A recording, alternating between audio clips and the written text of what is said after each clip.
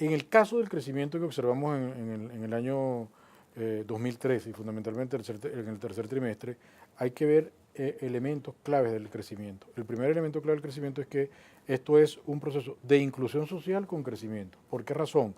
Porque sectores fundamentales, como es el caso de los servicios de enseñanza, de salud y de seguridad y defensa pública, y además del sector construcción, están creciendo de manera sostenida por mucho tiempo. Pero dentro del sector construcción, quien crece es fundamentalmente el residencial, el constructor residencial que crece en un 5,8%. Entonces, este crecimiento observado tiene dentro de sí un elemento que hay que darle la vuelta. No es un problema de crecimiento que tiene inclusión social, es un proceso de inclusión social sostenida, porque ya van casi 10 años de un proceso de inclusión social con crecimiento. Ese es un elemento que creo que hay que considerar en estas cifras que se muestran. Claro, esto no quiere decir que el crecimiento haya sido excelente, ha habido unos problemas asociados al sector externo, asociados a la actividad interna, asociados al sector público, empresarial, que también tiene que corregirse para que el crecimiento sea generalizado sin ningún tipo de duda en el año 2014.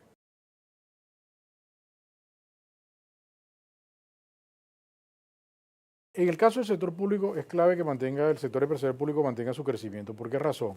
Porque está una parte muy importante que es la base de las industrias básicas, la base de gran parte del sector industrial venezolano, el tema del acero, servicios, bienes de construcción, etcétera. Eso, y además de comunicaciones, eso está conectado con el sector privado. Entonces, en la medida que el sector empresarial público sea eficiente y mantenga crecimiento, el sector empresarial privado también va a crecer. Pero el tema, cuando lo observamos en términos de crecimiento, vemos que también hay una parte muy importante del sector empresarial privado, como es el sector manufacturero, como la misma telecomunicaciones, que ha estado dando unos resultados muy buenos, que ha mantenido un crecimiento sostenido durante un tiempo muy importante. Entonces, yo creo que el tema de cómo mantener el crecimiento es que los dos tienen que ir aparejados. Si está creciendo el sector público, vamos a tener un buen resultado en el sector privado y viceversa. Entonces, ¿qué es lo que hay que atender rápidamente? Hay que corregir los cuellos de botella que se están presentando en el sector empresarial público para que este a su vez dinamice al sector privado. Porque lo que hemos estado observando en los últimos años en Venezuela es que cuando por alguna razón el sector privado no atiende de manera correcta el servicio o transgrede normas, el sector público ocupa su espacio, ocupa el espacio. Entonces yo no creo que es un problema de ocupar espacio, yo creo que es un problema de que tanto la parte pública como la parte privada mantengan un ritmo adecuado de inclusión social con un fuerte crecimiento, o un fuerte crecimiento que genere a su vez inclusión social.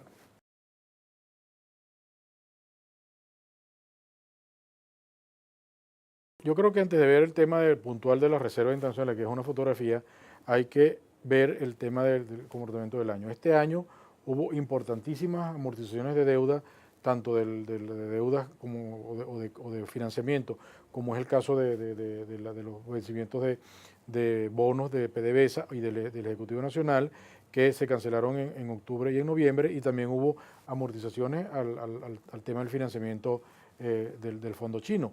Entonces, Venezuela en el año 2013 realizó importantísimas amortizaciones de más de 9.000 millones de dólares con capacidad propia. Pero además atendió de manera directa el incremento o el ajuste que hubo en el incremento de las importaciones de diferentes sectores, no solamente de Cadivi, sino la suma de Cadivi, Aladi y del Sucre. Una parte con el flujo y otra parte puntualmente con el stock. Pero también hay que recordar que en este caso el stock es las reservas internacionales, pero también hay que recordar que el mercado financiero internacional estuvo extremadamente volátil y eso incidió en el precio del oro.